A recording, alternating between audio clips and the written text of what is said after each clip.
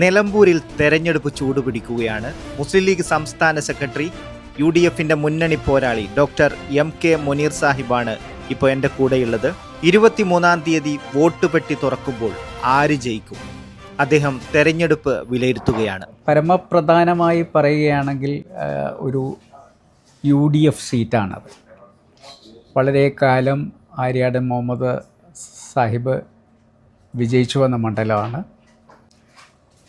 ഇവിടെ ചില കാരണങ്ങളാൽ നമുക്ക് നഷ്ടപ്പെട്ടു പോയി. പക്ഷെ അത് തിരിച്ചു പിടിക്കുന്ന ഒരു തെരഞ്ഞെടുപ്പാണ് നമ്മുടെ മുന്നിലുള്ളത്. ആ നിലയ്ക്ക് ഇപ്പോൾ തന്നെ വളരെ അനുകൂലമായ ഒരു ട്രെൻഡ് അവിടെ കാണാൻ സാധിക്കുന്നുണ്ട്. തുടക്കത്തിൽ കുറേ ആശയക്കുഴപ്പങ്ങൾ ഉണ്ടാക്കാൻ പ്രത്യേകിച്ച് മാധ്യമങ്ങളൊക്കെ ശ്രമിച്ചിരുന്നു. പക്ഷെ അതിനെയൊക്കെ മറികടന്നു കഴിഞ്ഞു. നിലമ്പൂരിലെ തെരഞ്ഞെടുപ്പ് പ്രചരണവുമായിട്ടാണ് doctor MK Muneer Sahib UAE എത്തിയിരിക്കുന്നത്. ഷാർജയിൽ നിലമ്പൂർ മണ്ഡലവുമായി ബന്ധപ്പെട്ടിട്ടുള്ള ഐക്യജനാധിപത്യ മുന്നണിയുടെ യോഗം ഇവിടെ നടക്കുകയാണ്. കഴിയുന്നത്ര ആളുകളെ തെരഞ്ഞെടുപ്പ് സമയമാകുമ്പോഴേക്കും നിലമ്പൂരെത്തിച്ച് വോട്ട് ചെയ്യിക്കാനുള്ളൊരു ശ്രമമാണ് ഇവിടെ നടത്തിക്കൊണ്ടിരിക്കുന്നത്. ഞാൻ പല ആളുകളെയും ഫോണിൽ ബന്ധപ്പെട്ട് കഴിഞ്ഞു.